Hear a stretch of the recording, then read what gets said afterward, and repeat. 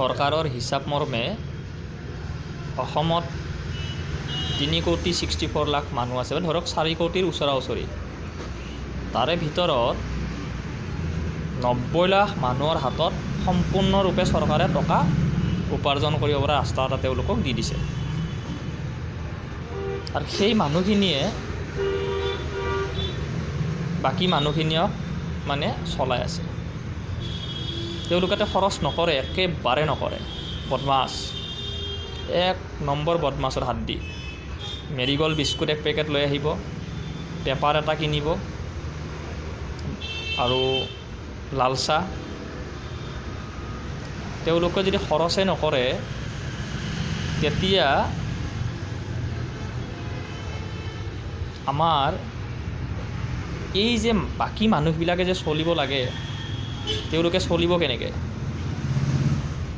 যদি বজাৰ নকৰে, ভালকৈ খৰচ নকৰে। আৰু তেওঁলোকৰ এটা নিয়ম, এই ডাঙৰ ডাঙৰ মলবিলাকত যাব, তেওঁলোকৰ তাতে খৰচ কৰে। এই দুখীয়া শ্ৰেণীৰ তাতে একদম কম, 1 পোৱা আলু, বাকী অনলাইনত ল'ব 1 কিলো আলু, আমাৰ তাতে ল'ব 1 পোৱা। গতিকে চৰকাৰে প্ৰত্যেক যিখিনি তলৰ মানুহ আছে সেই মানুহখিনি অৰ্থনৈতিক ব্যৱস্থাটো মানে টকাটো যাতে প্ৰত্যেক মানুহৰ ওচৰতে ৰটেশ্যন হয়, তেনেকুৱা এটা পদ্ধতি আনিব লাগে।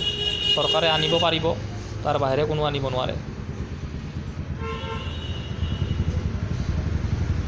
নহ'লে লাহে লাহে এনেকৈ মানে টকা পইচাৰ হেৰি হয়, কিছু মানুহ বা মোৰ দৰে মানুহ ইনকামৰ ৰাস্তা একেবাৰে নিম্ন হৈ গৈছে।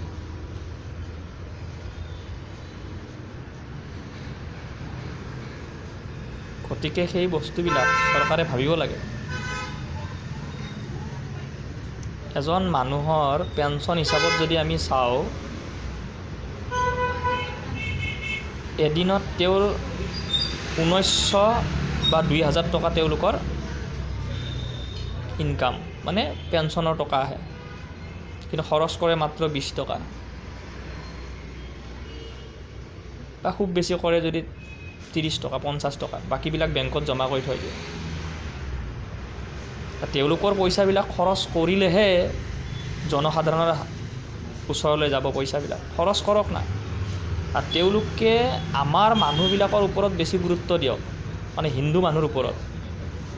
হিন্দু মানুহৰ পৰা বস্তু কিনক, তেওঁলোকে কিনিলে তেওঁলোকৰ হাতত পইচাটো আহিলে মানে তেওঁলোকে ঘৰ বনাব, বস্তু কিনিব, তেতিয়াই তলৰ শ্ৰেণীৰ মানুহবিলাকে উঠিব। কেৱল সেই কেইজনমান মানুহ মিলি মানে একদম মানে সমাজক মানে বুৰ্বক বনাই আছে।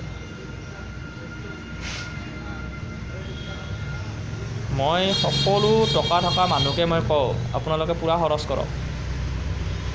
খৰচ কৰিলেহে প্ৰত্যেক মানুহে লাভৱান হ'ব।